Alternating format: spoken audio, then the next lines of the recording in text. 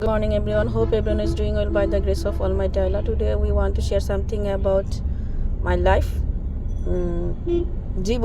জীবনটা কেমন?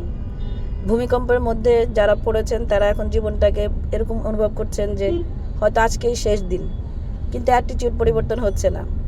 সো আমি আপনাদেরকে রিকোয়েস্ট করব, নট অনলি আপনারা, আমি নিজেও I will try my level best to self development. এবং আমি আপনাদেরকেও বলবো, যেহেতু আপনারা একটা ভয় পেয়েছেন, আতঙ্কিত হয়েছেন এবং আপনারা চিন্তা করতেছেন জীবনটা খুব শর্ট এবং এনি টাইম আমরা যে কোনো সময় চলে যাব পৃথিবী ছেড়ে, সো এমন কিছু কাজ করে যান যাতে প্রত্যেকটা মানুষের উপকার হয়।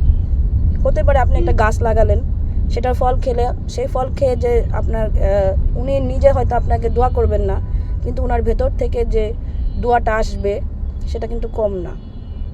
হতে পারে আপনি একটা সুন্দর হাসি দিয়ে, একটা মিষ্টি কথা দিয়ে মানুষের একটা উপকার করলেন। হতে পারে আপনি যাদেরকে পছন্দ করেন না তাদের সাথে খুব খারাপ ব্যবহার না করে সাইড কেটে চলে গেলেন। হতে পারে আমি যেটা করি সেটা হচ্ছে যে আমি যতটুকু পারি মানুষকে মেডিসিন দিই এবং হোমিওর কথা বলি। এতে অনেকে অনেক রকম কথা বলে, কিন্তু আমি সারা জীবন এটা করে যাব।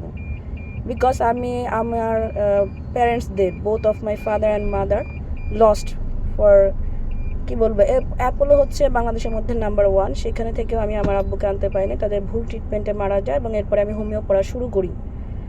এবং আল্লাহর অশেষ রহমতে আমি বলবো এটা হচ্ছে ব্লেসিং। আমার বাচ্চা দুটাকে আমি কখনোই এলোপ্যাথি কোনো ওষুধ খাওয়াই নাই, আজ পর্যন্ত খাওয়াবো না, এবং আমরা নিজেরাও খাই না। সো যারা এখনও বিলিভ করেন না হোমিওকে, তারা বলবো যে অন্তত একবার খান। রিসেন্ট একটা কেসের কথা বলছি, সেটা হচ্ছে যে চিকুনগুনিয়া এবং ডেঙ্গু দুইটা রোগ হওয়ার পর তাদের যেই পেশেন্ট, ওনার পায়ে প্রচণ্ড ব্যথা ছিল, উনি পা ফেলতে পারতেছিলেন না এবং আমাকে রিকোয়েস্ট করতেছিলেন যে এই ব্যথা থেকে যেন আমি তাকে ওভারকাম করার জন্য কিছু মেডিসিন দিই।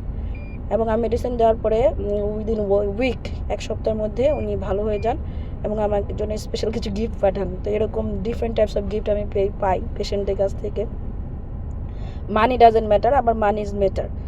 সো টাকা খুব একটা ব্যাপার না, বাট মাঝে মাঝে টাকা ব্যাপার হয়ে ওঠে। তো আমি এটাই বলবো, হোমিও মেডিসিন অনেক বেশি মূল্য না, আবার হোমিও মেডিসিন খেতে অনেক বেশি, মানে সোজা কথা, এর কোনো সাইড ইফেক্ট নাই। সো যারা এখনও হোমিও শুরু করেন নাই তারা শুরু করতে পারেন।